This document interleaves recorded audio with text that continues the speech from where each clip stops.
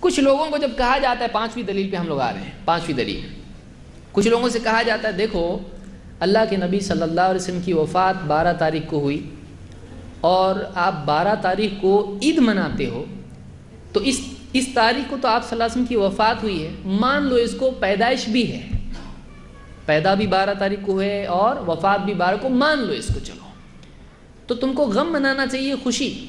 تو کہتے خوشی کیسے؟ دلیل کہتے ہیں اللہ کے رسول صلی اللہ علیہ وسلم نے فرمایا خیر یوم طلعت علیہ الشمس یوم الجمعہ، بہترین دن جس میں سورج طلوع ہوتا ہے، سورج نکلتا ہے، وہ کون سا ہے؟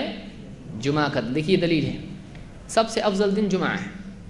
فیہ خلق آدم، اسی دن آدم علیہ السلام پیدا ہوئے، تو عید کا دن ہوا ہے پیدائشی۔ فیہ خلق آدم وفیہ ادخل الجنہ، اور اسی دن کیا ہوئے؟ جنت میں داخل کیے گئے۔ وفیہ اخرج منہا، اور اسی دن جنت سے نکالے گئے۔ ولا تقوم الساعۃ الا فی یوم الجمعہ، اور قیامت قائم ہوگی تو وہ بھی کون سے دن ہوگی؟ جمعہ کے دن۔ بولے ہماری دلیل یہ ہے، یہ مسلم کی روایت سے، کہ آدم علیہ السلام کی پیدائش کا دن بھی جمعہ، پھر جنت میں گئے خوشی کا دن بھی جمعہ، جنت سے نکلے غم کا دن بھی جمعہ، اور قیامت کا دن بھی ڈر کا دن جمعہ۔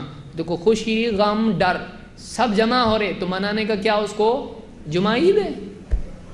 تو کتنی پیاری دلیل ہے۔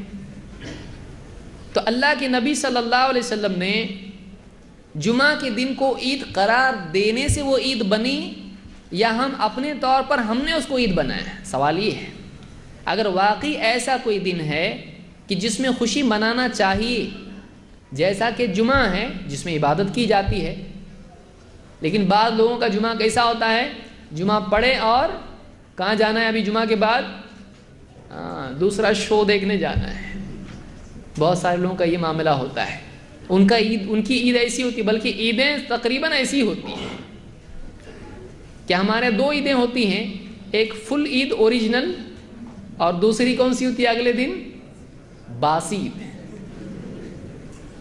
باسی عید میں کیا ہوتا ہے؟ فلمیں دیکھتے ہیں، گارڈن میں گھومتے جھومتے ہیں، جو بھی کرتے ہیں۔ تو یہ عید ہمارے اس طرح سے منانے کا طریقہ ہے۔ اسلام میں عید کا یہ تصور نہیں ہے، بے حیائی اور گناہ کا، ناچنے گانے کا، ڈھول تاشوں کا تصور اسلام میں نہیں ہے، لیکن ہمارے یہاں عید ایسی منائی جاتی ہے، بہت سارے مسلمان اس طرح سے مناتے ہیں۔ تو جمعہ کی عید کیا ہے؟ جمعہ کو عید کیسے منایا جاتا ہے؟ نماز کے ذریعے سے۔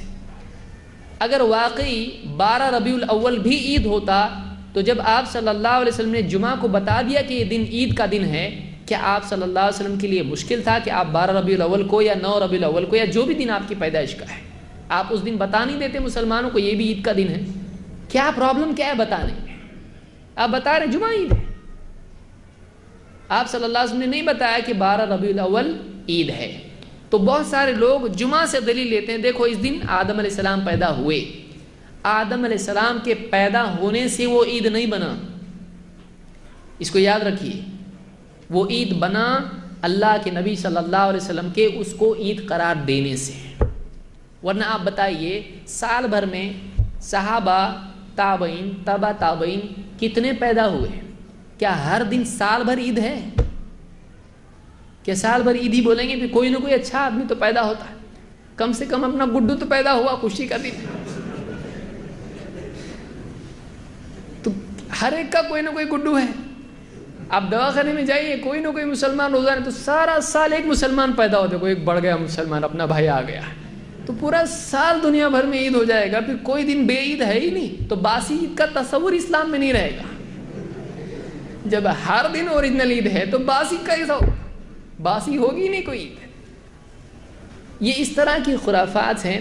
دیکھو جس کو منانا ہوتا ہے وہ کیسا بھی مناتا ہے، جس کو عید منانا ہی ہے وہ روتے روتے بھی منائے گا، اس کو منانا ہے۔